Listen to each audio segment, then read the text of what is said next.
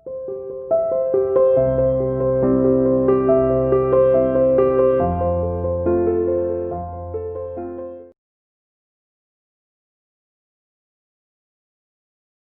morning students, welcome to online class of Sierra International School. So let's continue our topic, that is linear equation in two variables.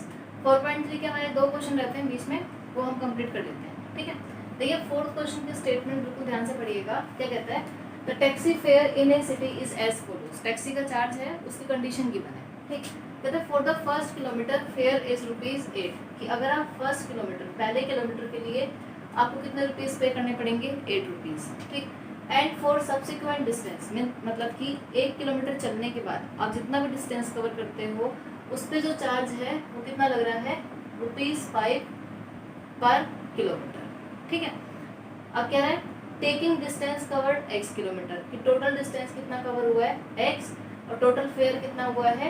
y, means total charge कितना लगा है? y. Right a linear equation, हमें एक linear equation लिखनी है. ठीक है, सबसे पहले जो ये वाली लाइन इसको समझो. कहता है फॉर फर्स्ट किलोमीटर, पहले किलोमीटर के लिए चार्ज कितना है? ₹8. ठीक, इसके बाद आप जितना भी मूव करोगे तो आपको कितने रुपीज़ पे करने पड़ेंगे? हर किलोमीटर के लिए ₹5. ठीक, मतलब कि अगर सपोज करो कोई टैक्सी से कितने किलोमीटर मूव कर रहा है? 2 किलोमीटर. ठीक है, तो 2 किलोमीटर डिस्टेंस के लिए फर्स्ट जो किलोमीटर होगा उसके लिए तो कितने रुपीज़ पे करने पड़ेंगे उसको? ₹8. ठीक, और जो सेकेंड किलोमीटर होगा उसके लिए कितने पे करेगा वो? ₹5. ठीक है, तो टोटल फेयर कितना हो गया? 8 + 5. क्लियर? ऐसे ही मान लो कोई कितना मूव कर रहा है? 3 किलोमीटर जा रहा है. ठीक, तो 3 किलोमीटर में भी जो फर्स्ट किलोमीटर है उसके लिए कितना रुपीज़ पे करेगा वो? ₹8. ठीक, अब बचे हुए मतलब टोटल कितना था? 3 में से 1 किलोमीटर मूव कर चुका है तो कितना रह गया? 3 - 1 किलोमीटर, मतलब कि 2 किलोमीटर. इसके लिए कितने पे करेगा? ₹5 पर किलोमीटर है, तो 2 किलोमीटर के लिए कितना हो गया? 2 × 5 दैट इज 10. ठीक, टोटल चार्ज कितना हो गया? 8 + 10 दैट इज 18. क्लियर? और एग्जांपल लेते हैं. मान लो कोई चला है कितना? 4 किलोमीटर. ठीक, तो 4 किलोमीटर में भी फर्स्ट किलोमीटर के लिए तो उसको कितने रुपीज़ पे करने पड़ रहे हैं? ₹8. ठीक, और जो रिमेनिंग किलोमीटर है मतलब रिमेनिंग कितने टोटल कितने थे? 4, उसमें से 1 किलोमीटर मूव कर चुका तो कितने रह गए? 4 - 1 मतलब कितने किलोमीटर रह गए? 3 किलोमीटर.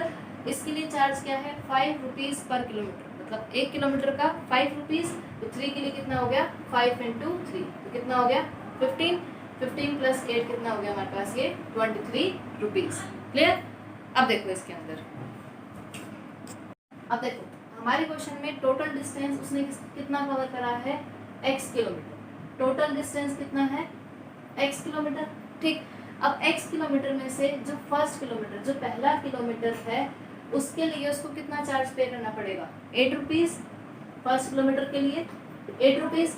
और बाकी जो बच गए x किलोमीटर में से 1 किलोमीटर मूव कर चुका है तो कितना रह गया? x - 1. x - 1 के लिए चार्ज कैसे लगेगा? ₹5 पर किलोमीटर. तो टोटल कितना हो गया? 1 किलोमीटर का ₹5, तो x - 1 के लिए कितना हो गया? 5 × x - 1. ये समझ में आया? आपको ये समझना जरूरी है, बाकी फिर क्वेश्चन इजी हो जाएगा. ठीक है, तो अब देखो इसके अंदर सॉल्यूशन में लेट या सिंपल लिख दो डिस्टेंस कवर्ड. टोटल डिस्टेंस कितना कवर हुआ है यहाँ पे? x kilometre. ठीक, अब इसमें for first kilometre charge is, जो चार्ज है वो कितना है हमारे पास? ₹8. ठीक, एंड फॉर रिमेनिंग जो बच गए कितने? देखो टोटल x था, x में से 1 किलोमीटर चला गया तो कितने किलोमीटर रह गए? x - 1 kilometre. Charge will be ₹5 पर किलोमीटर है. इसका मतलब जो चार्ज है वो कितना हो जाएगा? 5 × x - 1. बचे हुए जो डिस्टेंस है उस पे चार्ज कैसे लग रहा है कि 1 किलोमीटर पे ₹5. टोटल डिस्टेंस कितना कवर हुआ है? x - 1, तो चार्ज कितना हो जाएगा? 5 × x - 1. ठीक है, तो total charge is equals to पहले किलोमीटर के लिए ₹8, बाकी जो बच गए किलोमीटर उसके लिए 5 × x - 1. ये चार्ज रहेगा. और टोटल चार्ज गिवन कितना है हमारे पास? y. तो y is equals to 8 plus, अब तो मल्टीप्लाई कर दो, 5x माइनस 5, यही रहेगा। तो ये हो गया y is equals to 5x plus 3। ज़्यादा क्लियर हुआ? तो इक्वेशन क्या हो गई 5x, ये प्लस y है इधर आके minus 5 plus 3 is equals to 0। ये आ गई आपके पास लीनियर इक्वेशन। क्लियर? अब हमें क्या करना है, एक तो लीनियर इक्वेशन लिखनी थी, वो हमने लिख दिया। आगे है ड्रॉ इट्स ग्राफ, ये आप खुद करोगे, ग्राफ अपने आप ड्रॉ करना है इसका। ठीक है, मेन है ये चीज समझना। ठीक, नोटबुक में ये नहीं लिखना, सिर्फ आप लोगों को ये डायग्राम बनाना है, ये कंप्लीट लिखोगे। ठीक, ये सिर्फ समझने के लिए। ठीक है, अब देखिए फिफ्थ क्वेश्चन में क्या कहता है ये कि from the choices given below, आपके पास फर्स्ट पार्ट है। ठीक है, ये 4 ऑप्शंस गिवन है। ठीक, और साथ में ये ग्राफ गिवन है। आपको ये बताना है कि इन 4 ऑप्शंस में से ये ग्राफ कौन सी इक्वेशन का है। बस ये बताना है कि ये वाला जो ग्राफ है वो इनमें से कौन सी इक्वेशन का है। ठीक, अब हमें ये पता है कि अगर कोई ग्राफ किसी इक्वेशन का है तो उस ग्राफ के ऊपर, जैसे ये जो लाइन है, ठीक, इस लाइन के ऊपर जो भी पॉइंट्स है, एक तो पॉइंट क्या गिवन है -1, एक है 0, और एक पॉइंट है -1, मतलब ये जो पॉइंट्स इस लाइन के ऊपर लाई कर रहे हैं वो उस इक्वेशन को अगर सेटिस्फाई कर जाते हैं तो वही जो इक्वेशन है इस ग्राफ की इक्वेशन हो जाएगी।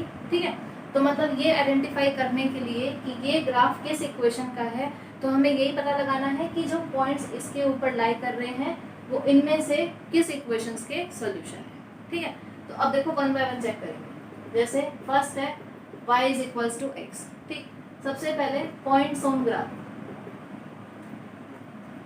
ग्राफ पे पॉइंट्स क्या गिवन है -1, 0, 1, -1, यही पॉइंट्स गिवन है। ठीक, ये तीनों पॉइंट्स जिस भी इक्वेशन को सेटिस्फाई कर जाएंगे ये ग्राफ उसी इक्वेशन का हो जाएगा। ठीक है, तो हर एक के लिए चेक करेंगे। पहला है y is equals to x, check करो -1, 1, दिस इंप्लाइज y की वैल्यू 1, x की वैल्यू -1। क्या ये ट्रू है? फॉल्स हो गया। ठीक, इसका मतलब ये ग्राफ इस इक्वेशन का नहीं है, फर्स्ट ऑप्शन कट। अब आ जाओ सेकंड के ऊपर। सेकंड है x plus y is equals to 0। ठीक है, इसके लिए चेक करो। पहला पॉइंट -1, 1, x की वैल्यू -1, y की वैल्यू 1, -1 + 1 आंसर कितना आ गया 0। ट्रू हो गया इसके लिए, लेकिन हमें सारे पॉइंट्स चेक करने हैं। एक के लिए ट्रू हुआ, अब सेकंड क्या है 0, 0, x की वैल्यू 0, y की वैल्यू 0, 0 + 0 कितना हो गया 0, सेटिस्फाई कर गया इसके लिए भी। ठीक, थर्ड पॉइंट क्या है 1, -1, x की वैल्यू 1, y की वैल्यू -1, 1 - 1 आंसर कितना आ गया 0, सेटिस्फाई कर गया। ठीक, अब तीनों पॉइंट्स इस इक्वेशन को सेटिस्फाई कर गए। This implies the equation of given graph is x + y = 0। मिल गया ना आंसर कि जो हमारे पास ये जो ग्राफ है ये किस इक्वेशन का है, x + y = 0, क्योंकि जो पॉइंट्स इसके ऊपर लाई कर रहे थे वो क्या कर रहे हैं इसको सेटिस्फाई। ठीक है, अब सेकंड वाले के लिए ट्रू हो ही चुका है, तो आगे कोई जरूरत नहीं है आपको चेक करने की। ये इन चारों में से कोई एक ही ऑप्शन करेक्ट था। ठीक, वो हमने पता लगा लिया, वो कितना आ गया x + y = 0। क्लियर हो गया? ऐसे ही आप इसका सेकंड पार्ट करेंगे। ग्राफ दे रखा है, 4 इक्वेशंस दे रखी है, फिर ग्राफ के ऊपर जो पॉइंट्स लिखे हुए हैं, ठीक, हर एक इक्वेशन के लिए वो सारे पॉइंट्स चेक करो क्या वो सेटिस्फाई कर रहे हैं या नहीं कर रहे। अगर वो कंप्लीट सेटिस्फाई कर जाते हैं एक इक्वेशन को तो ग्राफ उसी इक्वेशन का हो जाएगा। ठीक है, अब देखिए 4.4 के 2 इक्वेशंस हैं, उनको भी आज कंप्लीट कर लेते हैं। कहते हैं give geometric representation of y = 3। Geometric representation देनी है हमें किसकी, y = 3 एक इक्वेशन है as an equation in 1 variable. पहला है 1 वेरिएबल में, सेकंड पार्ट है इन 2 वेरिएबल। ठीक, अब देखो 1 वेरिएबल मतलब क्या है कि सिर्फ आपको इस इक्वेशन को प्लॉट करना है यूजिंग ओनली 1 एक्सिस। ठीक, अब y = 3 कहाँ लाई करेगा, y एक्सिस पे, तो इसको हमें सिर्फ एक ही एक्सिस पे दिखाना है, वो भी किस पे, y एक्सिस पे। ये y एक्सिस हो गई, ये पॉइंट कितना हो गया 0, 1, 2, 3, -1, -2, माइनस, ये रहेगा। तो पॉइंट क्या आ गया हमारे पास, ये वाला, that is y = 3। This will be your answer. Clear? ऐसे ही इन 2 वेरिएबल्स, 2 वेरिएबल्स मतलब हमें अपनी दोनों एक्सिस x और y, ये हो गई हमारे पास x एक्सिस, ये हो गई y एक्सिस। ठीक है, ये हो गया 0, 1, 2, 3, 4, ये हो गया 1, 2, 3, -1, -2, -1, -2। ठीक है, अब जब हम बात करते हैं टू वेरिएबल्स मतलब एक्सिस पे, तो ये ध्यान रखना वन वेरिएबल में y इज इक्वल टू 3 एक पॉइंट का काम करेगा, ये रहा पॉइंट, ठीक। लेकिन टू वेरिएबल में y इज इक्वल टू 3 किसका काम करेगा, एक लाइन का, ठीक है। और इक्वेशन किस में है, y में, y इज इक्वल टू 3 है, तो ये लाइन जो है वो पैरेलल होगी किसके, x एक्सिस की, उल्टा है, इक्वेशन y में है तो किसके पैरेलल होगी, x एक्सिस की, ठीक। तो y is equal to 3, y is equal to 3, y की वैल्यू हमेशा कितनी रहेगी, तो 3 रहेगी, तो इसको और किसके पैरेलल, x एक्सिस के, तो एक लाइन ड्रॉ कर दो जो कहाँ से पास करेगी अपना 3 से और किसके पैरेलल x के, ये हो गई y is equal to 3। Simple, बिल्कुल सिंपल सा है। वन वेरिएबल मतलब एक पॉइंट रिप्रेजेंट करना है एक एक्सिस के ऊपर, y है तो y एक्सिस को रिप्रेजेंट कर दिया।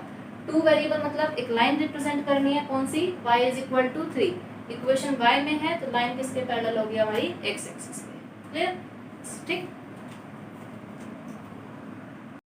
अब जो सेकंड है उसमें कहता है give geometric representation of 2x + 9 as an equation in one variable. पहले वन वेरिएबल मतलब सिर्फ एक ही लाइन ड्रॉ करनी है, ठीक। अब इक्वेशन किस में है, x में है, तो कौन सी लाइन ड्रॉ होगी हमारे पास, x एक्सिस, ये x एक्सिस ड्रॉ हो गई, 0 1 2, ये हो गया -1 -2 -3, ठीक है। अब पॉइंट क्या है, 2x + 9, तो 2x + 9 अभी बताया था वन वेरिएबल मतलब एक पॉइंट की बात करेगा, तो यहाँ से आप पॉइंट की वैल्यू निकाल दो, x इज इक्वल टू +9 इधर आके -9, x इज इक्वल टू -9/2 मतलब -4.5, ठीक है। तो ये जो पॉइंट है वो इस एक्सिस के ऊपर प्लॉट कर दो, -3 -4 -5, यहाँ पे बीच में पॉइंट आ गया, that is x is equal to -4.5, मतलब कौन सा point, 2x + 9 is equal to 0। Clear हो गया। वन वेरिएबल मतलब सिर्फ एक पॉइंट रिप्रेजेंट करना है, पॉइंट की वैल्यू कितनी, -4.5, इसको हमने x एक्सिस पे रिप्रेजेंट कर दिया, कितना हो गया, 2x + 9, ठीक। अब ऐसे ही टू वेरिएबल है, इसका मतलब हमें 2 एक्सिस ड्रॉ करनी है, तो ये हो गया ओरिजिन 1 2 3 4, ये -1 -2 -3 -4 -5, ठीक है। अब देखो इक्वेशन क्या है, 2x + 9 इज इक्वल टू 0, या इसी को हम क्या कह सकते हैं, x इज इक्वल टू -4.5, बात एक ही है, ठीक। अब इक्वेशन किस में, x में, तो इसका मतलब ये जो पैरेलल है बिल्कुल उल्टा है, अगर इक्वेशन x में है तो पैरेलल किसके होगी, वो y एक्सिस के, किसके पैरेलल होगी, y एक्सिस के, और पॉइंट क्या है, x is equal to -4.5, x is equal to -4.5 यहाँ लाई करेगा, ठीक। लेकिन बनानी क्या है, हमें एक लाइन बनानी है जो किसके पैरेलल है, y एक्सिस के, तो बस इस पॉइंट से एक लाइन ड्रॉ कर दो, और ये लाइन क्या हो गई, 2x + 9 is equal to 0, this will be your answer. Clear, बिल्कुल सिंपल है कि अगर वन वेरिएबल है इसका मतलब एक पॉइंट रिप्रेजेंट करना है, टू वेरिएबल है तो एक लाइन ड्रॉ करना है, ठीक। 4th चैप्टर कंप्लीट आप लोगों का यहीं तक करना है, ठीक है।